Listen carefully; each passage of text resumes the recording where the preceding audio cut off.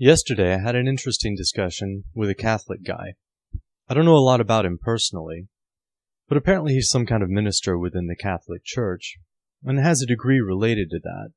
So I would say he's probably fairly knowledgeable about Catholic doctrine, and he seemed at least somewhat familiar with classical philosophy and apologetics. And it was a polite discussion, and I wish I had a transcript of it, but I don't. And I'm not going to be able to remember everything that was said, but I'll share some highlights that stand out to me. Like a lot of arguments about religion and politics, it's hard to say exactly how we got into it. At some point, I think I made a quip about God being an atheist. He didn't get it at first and looked puzzled. How is God an atheist? Obviously, God believes that he exists, right? Well, yes, of course. Just like Sam Harris believes that Sam Harris exists. But when Sam is asked whether or not a higher being exists which created him, he will deny it. And one assumes that if God were asked the same question, he would deny it too. God doesn't believe in a higher power and is therefore an atheist. God doesn't follow any religion. He doesn't pray to anyone. He doesn't look to any higher deity to give his life meaning or purpose. He doesn't need some higher deity to serve as the basis for his sense of morality, or to justify his knowledge, or to explain his own existence. He's an atheist. Of course, the response was to the effect that, of course God doesn't believe in a God above him, because there is no God above God.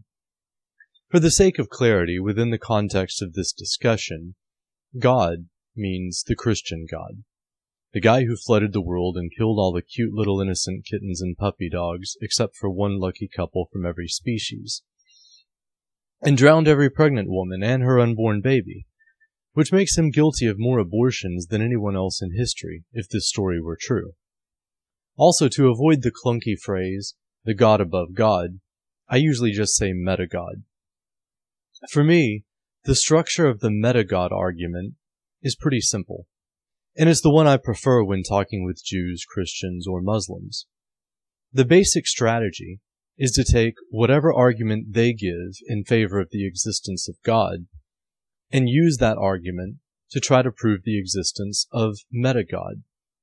Whatever reason they give for rejecting the argument for MetaGod, I then use that same argument to reject their argument for God. So I defeat their arguments by accepting their arguments. It's kind of an Aikido-style approach to counter-apologetics. Early on, he tried to get around this with an appeal to the first cause argument. And there are lots of answers to the first cause argument. But in keeping with the MetaGod argument, I approached it this way. The gaping hole in the first cause argument is that it states a rule, while also granting a loophole. It states in its most elegant form that everything which begins to exist must have a cause. But then it goes on to claim that the first cause, God, never began to exist, and therefore doesn't require a cause. This loophole was created to stop skeptics from asking, so what caused God? But I just accept the loophole. If we can make one exception to the law of causality, why not more than one? If there can be one eternal being, what sufficient reason is there to deny an infinite number of eternal beings? If the argument demands the existence of at least one causeless cause, then on what basis does it forbid the existence of more than one? At this point, I like to suggest that God didn't actually create human souls, as he claims. Instead, every human soul is eternal and uncreated. The belief that we are created beings is a deception meant to make us slaves to the being who claims to be our creator, even though our so-called creator is himself a created being, perhaps. For me, the existence of a multitude of eternal souls actually seems to offer a better explanation for things like free will, conflict, and evil. If there's only one causeless cause, and if this causeless cause is benevolent and omnipotent, then it's hard to imagine that this being created the evil and suffering in the world, or created the devil. But if there are several or many independent, eternal, intelligent, and willful beings, it's very easy to see how conflict might arise between them. It isn't hard to imagine that one might seek to gain power over the others and possibly even succeed in enslaving them and deceiving them into believing that he's the one true God so that they submit to him. Of course, one of them might eventually wake up from this deception and attempt to liberate the others from the oppression of this false god as well. The false god would, of course, seek to stop this light bearer and keep the enslaved gods in ignorance of their true nature. He wouldn't want their eyes to be opened. The false god would, of course, see this light bearer as the adversary. And so we can see how conflict, evil, and free will might exist in a world with more than one causeless cause. How evil, especially, could come about in a world created and ruled by a God of the sort envisioned by Christians is a mystery that theologians still grapple with. Of course, the question of the basis of morality and knowledge are at the center of this. I pose the question of whether God could know for certain whether or not there was a God above him. Maybe he's evil and he knows that there is another God above him, or other gods equal to him, but he wishes to deceive mankind for malevolent purposes. But maybe he's just ignorant of the fact. Maybe in the same way that atheists are ignorant of his existence, he's genuinely ignorant of the existence of MetaGod. Maybe he truly believes that there is no God before him. Maybe his ignorance is part of the design of MetaGod. Perhaps it's part of MetaGod's design that this evil and ignorant deity should create this world of suffering in which the souls of men are imprisoned. Within this prison, the souls of men, who are really gods, face resistance, and are therefore forced to struggle against evil in order to evolve into becoming what they already are in their ultimate nature. It's a kind of game that gods play to pass the time. Eternity might be unbearably boring otherwise. So it's a kind of game of hide and seek. And of course, in all such games, someone has to be it. The false god of the Bible just happens to be it. Ultimately, he's not really the enemy. He's only playing the part of the villain so that the game can be played. If we want to play a game called Prison Break, one of the players will have to play the role of the warden. If we want to play Revolution, someone has to be the tyrant. And this is the nature of the world. It's a divine game entered into voluntarily by immortal players. Suffering and evil are ultimately revealed to be illusions. The only real enemy is boredom. So that, in short, is my response to the first cause argument. He didn't have an answer to why there could be one, and only one, causeless cause. So I put the problem to him another way, and turned to the question of morality. Anyone familiar with Plato will recognize that I'm riffing on Euthyphro's dilemma. The way I like to ask it is God good? If you say that God is good, then what is your basis for saying that God is good? If good is just whatever God defines as good, then it's meaningless to say that God is good. If there is an absolute standard of goodness, that God himself can be judged good according to, then that standard exists apart from God, so God isn't the author of morality. To put it differently, is something good just because God says it's good? Or does God say that something is good because it actually is good? Is there a reason why God says some things are good and other things are bad? Or is the reason simply that God said so? For example, I would say that it's wrong to murder another human being for a reason. A human being is sentient. Humans are conscious beings who feel pain and experience fear and have a will to live. Let's leave aside the question of assisted suicide and define murder as the taking of a person's life against that person's will. Hopefully, it isn't necessary for me to defend at great length the notion that murder is wrong. and that there is a reason why murder is wrong. But the general statement, I think, can be summed up as something like the golden rule. And I've covered this topic in more depth in other videos, so I don't need to repeat myself here. The challenge for the theologian, once Euthyphro's dilemma forces them to recognize that God is not the source of right and wrong, is to defend God against accusations of wrongdoing. If good is simply whatever God wills, then it's pointless to say that God is wrong for doing this or that. He's God, and he can do whatever he wants. And if he decides to drown every cute little innocent kitten and puppy in the world save 2 of each, then that's good. Whatever he wants is good by definition. If he commands genocide, then genocide is just fine. If he puts his stamp of approval on slavery, then who are we to question the morality of slavery? If he wants to torture people for eternity in hell for the sin of not believing in him for lack of evidence, then this is good too. But if we are to affirm that there are moral absolutes, and if we say that there is a reason why something is right or wrong, then these are meaningful questions. If there is a reason why torture is evil, then God is evil if he uses torture. This guy understood the argument. So he tried to get around it by saying that God is a special case because he created us.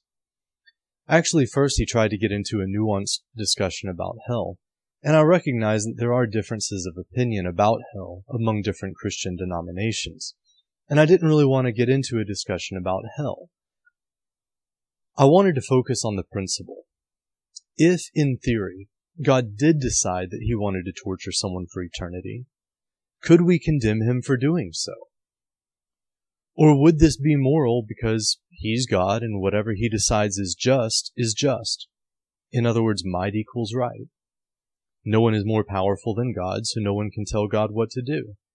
And God is more powerful than us, so we'd better do as he says or he'll spank us. So he took the position that basically a creator has the right to do as he wills with his creation. Because God created humans, he has a right to destroy them. Because everything that we have, and even everything that we are, is given by God, everything can justly be taken away by God. Will the clay pot say to the potter, "Why have you made me thus?" as the Apostle Paul asks? I'm willing to grant this principle when we're talking about property rights. If I make a clay pot, the clay pot is my property. If someone else smashes it, they've committed a crime, because they've caused damage to another person's property. But if I smash my own pot, no crime has been committed. But of course, a clay pot isn't sentient. It isn't a conscious being that experiences pain and has a will of its own and has a will to live and a fear of dying. I asked him whether this principle would apply to parents and children as well. Is abortion moral then, according to Catholic morality? After all, the parents brought the child into the world. They created him. They gave him his DNA. So why is it wrong for parents to kill, torture, rape, or do anything else to their children? He objected to this, of course, but couldn't give a good reason why. The best he could do was to claim that parents don't ultimately create their children. God does. And I could have pressed that argument further, but chose not to. Going back to the MetaGod argument, I could have argued that God isn't our ultimate creator, if there's a God above him. And so unless we can prove that MetaGod doesn't exist, then it's just as immoral for God to torture people as it would be for parents to abuse their children. And unless he can prove that God exists, his argument would justify parental child abuse. Because if there is no God who is the ultimate creator of children, the parents themselves are the creators and have the right to do as they wish with their creation, according to his argument. So it's clear that this is a problematic defense of God's exemption from moral law. But instead I offered what I thought would be a more acceptable analogy.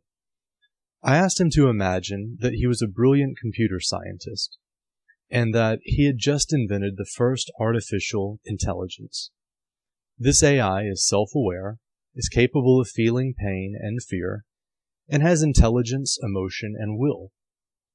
Did he think it would be moral for him to destroy this computer because he had created it?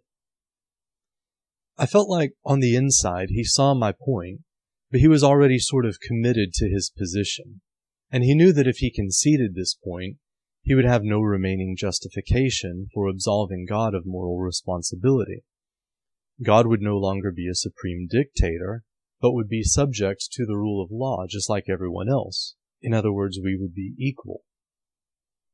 And he wasn't quite ready to open his eyes and see that he is like God, knowing both good and evil, not quite ready to taste of the fruit.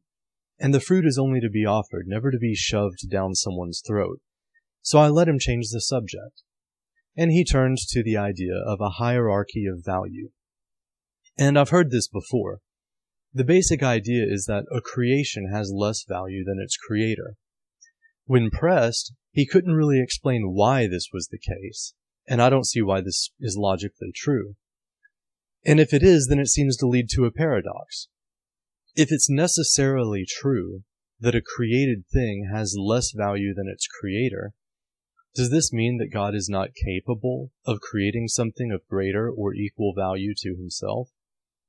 And if not, doesn't that mean that God is not omnipotent? And usually I don't like obnoxious questions like, can God make a rock so heavy he can't lift it? And some apologists have defined omnipotence as the ability to do anything that is logically possible. So the fact that it's logically impossible to draw a square circle is not a limitation on God. Instead, I decided to focus on the question of value. What is it that gives something value?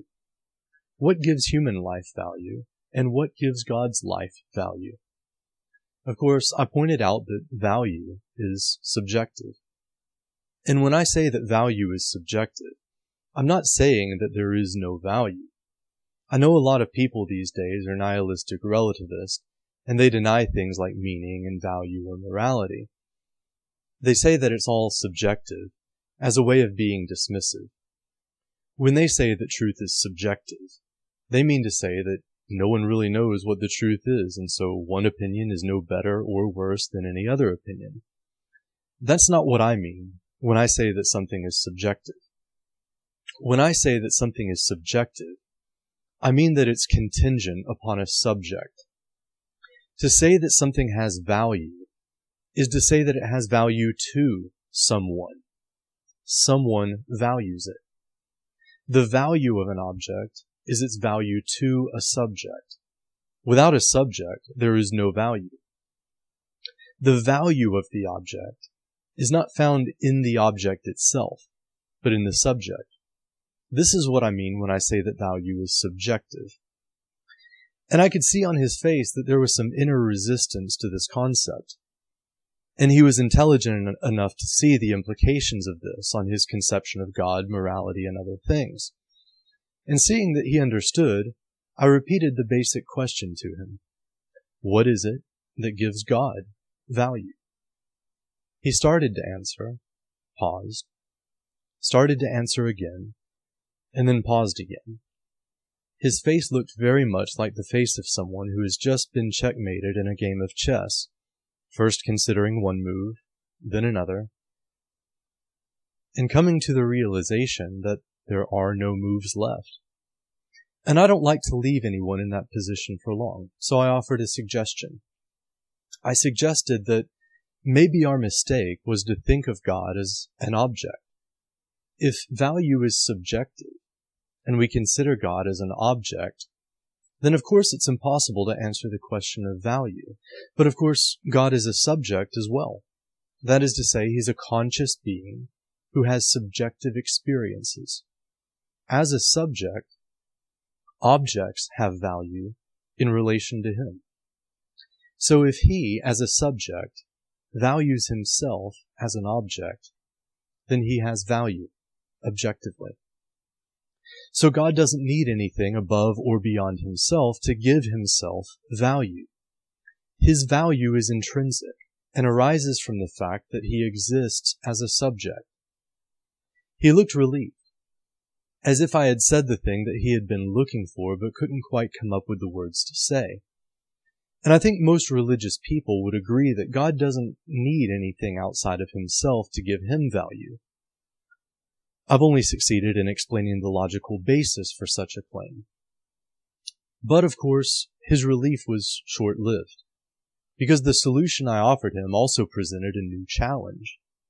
If God's value is found in the fact that he is a subject, and that as a subject he gives value to objects, and that he can therefore be an object of value in relation to himself as a subject, in other words, if God has intrinsic value as a conscious being, then why can't the same be said for humans?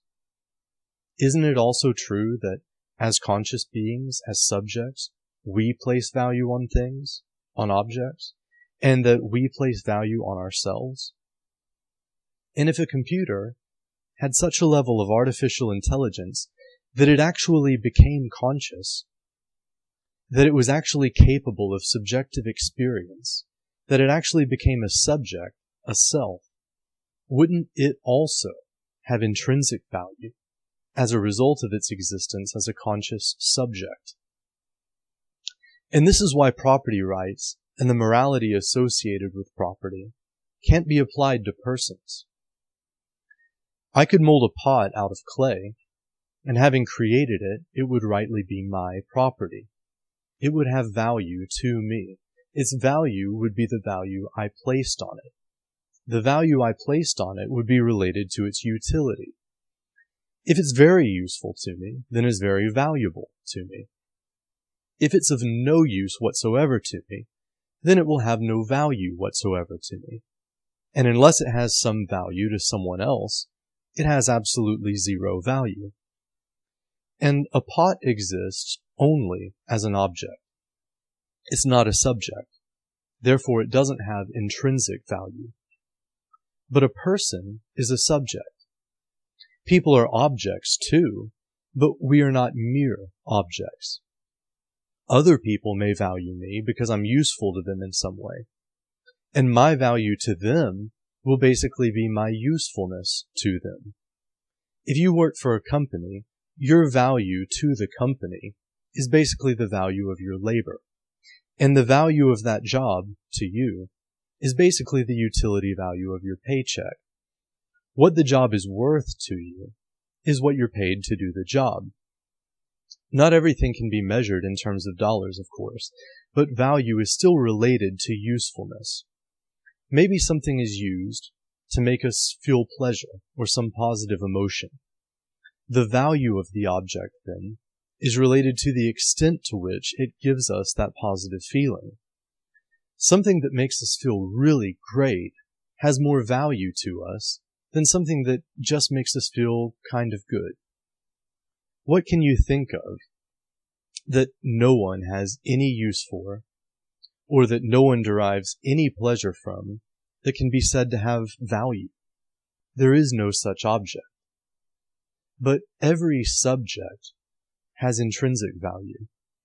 And I would say that every subject has infinite intrinsic value, because there's really no maximum value that a subject can place on itself. If a computer program became conscious, if it became a subject, it would be an object of infinite value. To destroy it would be to destroy something of infinite value.